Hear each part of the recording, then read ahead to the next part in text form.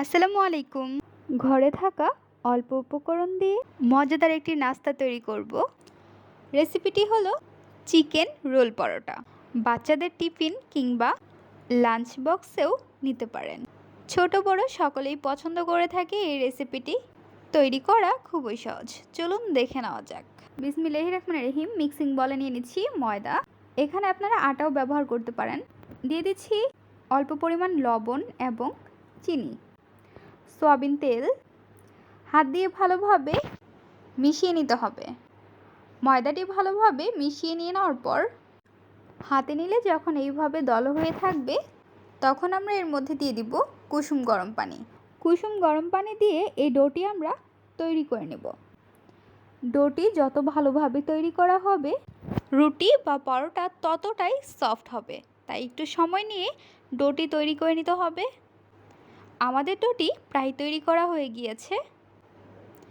এখন আমরা ডোর মধ্যে দিয়ে দিব অল্প পরিমাণ সয়াবিন তেল।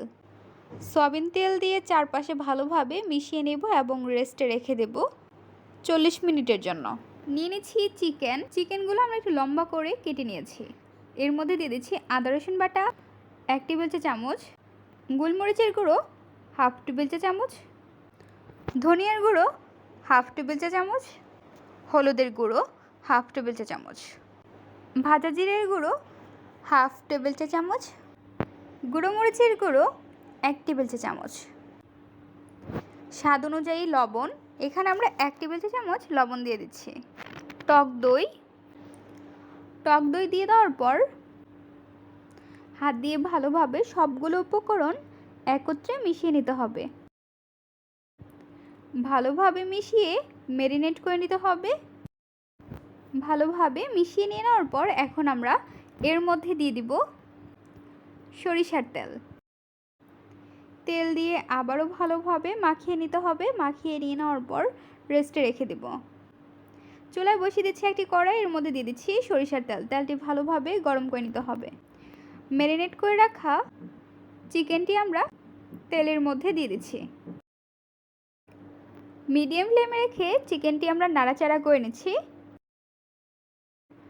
এবং চিকেনটি একটু পরপরই নাড়াচাড়া করে নিতে হবে, তা না হলে নিচে লেগে যাবে। এখন আমরা ঢাকনা দিয়ে ঢেকে রেখে দেব। ঢাকনাটি উঠিয়ে নিচ্ছি। দেখতে পাচ্ছেন বলক চলে আসছে। খুন্তির সাহায্যে উল্টিয়ে পাল্টিয়ে নাড়াচাড়া করে নিচ্ছি। অ্যাড করে দিচ্ছি tomato sauce, soya sauce. Tomato sauce এবং সয়া সস দিয়ে দেওয়ার পর খুন্তির সাহায্যে উল্টিয়ে পাল্টিয়ে নাড়াচাড়া করে ঢাকনা দিয়ে ঢেকে রেখে দেব। ঢাকনাটি উঠিয়ে নিচ্ছি। এখন আমরা এর মধ্যে দিয়ে দিচ্ছি কাঁচামরিচের ফালি, বাঁধাকপি, দিয়ে দিচ্ছি ক্যাপসিকাম। এখানে আপনারা চাইলে আরও ভেজিটেবল অ্যাড করতে পারেন। নাড়াচাড়া করে নিচ্ছি। এখন আমরা এর মধ্যে দিয়ে দিব পেঁয়াজ কুচি দিয়ে দেওয়ার পর উল্টিয়ে পাল্টিয়ে নাড়াচাড়া করে নিতে হবে। চিকেনটি নাড়াচাড়া করে নিয়ে নেওয়ার পর ঢাকনা দিয়ে ঢেকে রেখে দেব। চলে আসলাম 45 মিনিট পর। ডোটি অল্প পরিমাণ নিয়ে রুটির মতো করে বেলে নিচ্ছি। রুটি বেলা হয়ে গিয়েছে। চুলায় বসিয়ে দিচ্ছি একটি তাওয়া। এর মধ্যে দিয়ে দিচ্ছি অল্প পরিমাণ সয়াবিন তেল এবং দিয়ে দিচ্ছি রুটির এক পাশ হয়ে গেলে আরেক পাশ উল্টে নিতে হবে। এখন আমরা এর মধ্যে দিয়ে দিব অল্প পরিমাণ সয়াবিন তেল দিয়ে পরোটাটি ভেজে নিতে হবে। পরোটাটি আমরা উল্টিয়ে নিচ্ছি। এখন আমরা তাওয়ার মধ্যে দিয়ে দিচ্ছি সয়াবিন তেল, দিয়ে দিচ্ছি ফেটে রাখা ডিমটি চারপাশে ছড়িয়ে নিয়েছি এবং এর মধ্যে আমরা দিয়ে দিচ্ছি পরোটার সঙ্গে ডিমটি ভালোভাবে উল্টিয়ে পাল্টিয়ে ভেজে নিতে হবে। সেমভাবে সবগুলো পরোটা আমরা ভেজে নেব। পরোটাটি আমরা নিয়ে নিচ্ছি একটি বড় থালে এবং এর মধ্যে দিয়ে দিচ্ছি ভেজিটেবল দিয়ে দেওয়ার পর দিয়ে দিচ্ছি পেঁয়াজ, শসা, টমেটো সস দিয়ে দেওয়ার পর এখন আমরা এর মধ্যে দিয়ে দিব মেয়োনিজ। মেয়োনিজের পরিমাণ একটু বেশি করে দিচ্ছি, খেতে অনেক বেশি ভালো লাগে। এখন আমরা পরোটাটি হাত দিয়ে পেঁচিয়ে রোলের মতো করে নিচ্ছি।